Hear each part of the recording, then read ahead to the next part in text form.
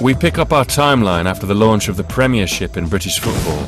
Hundreds of millions of pounds from TV deals had attracted the biggest stars, and it was watched and loved by fans all over the world. And it had also caught the eye of the international betting rings looking to make a lot of money.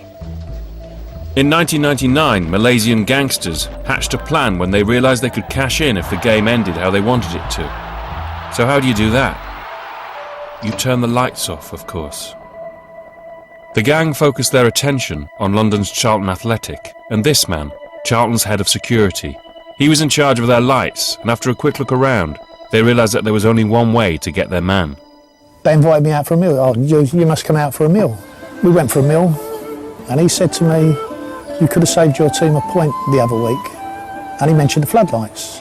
Basically, they said what they wanted to do.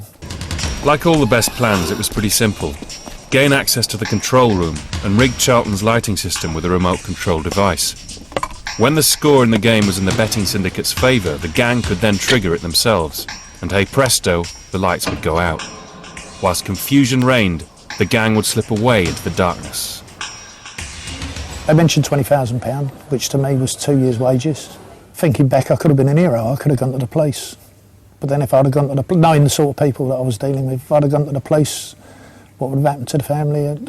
That's it. I done it. It's as simple as that. I agreed to let them fix the lights for £20,000. The minute I've said yes, there's no going back. There is no going back. They say that the way to a man's heart is through his belly, and it had worked. The Malaysians had their man on the inside. Little did Charlton's security guard know that our gang had done this all before.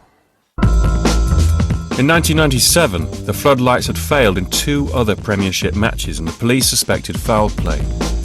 But the Floodlight saboteurs got away with it, and 2 years later it seemed the scam they were engineering at Charlton would be the start of a new crime spree. The aim was to make millions of pounds, so the fixture was all important.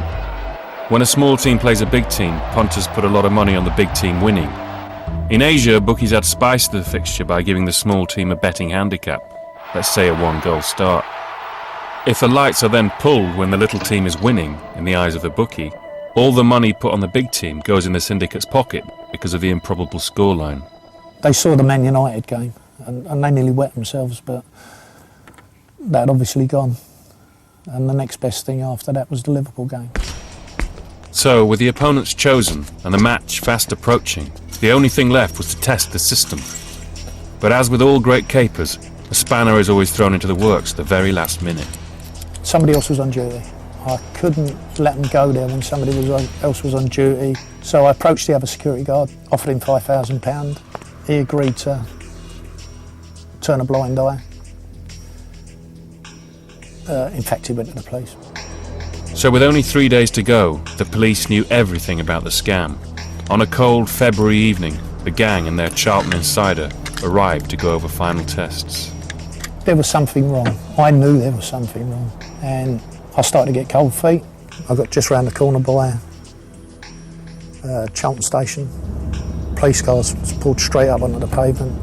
3 police officers had jumped out, told me I'm being nicked for burglary. I knew what it was about. Basically, I told them what was going on.